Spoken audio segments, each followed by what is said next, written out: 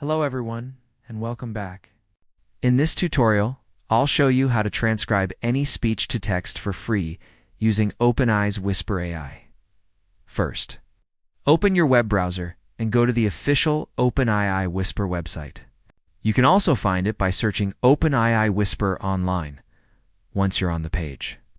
Look for the section where you can upload your audio or video file.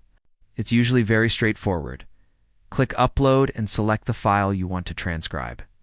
Whisper supports many formats, like MP3, WAV, or even MP for video files.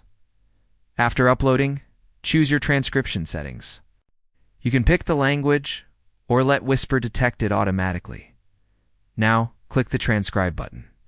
The AI will process your file. This usually only takes a few seconds, depending on the length. Once it's done, you'll see the full text transcription on the screen. You can play the audio back alongside the text to check for accuracy.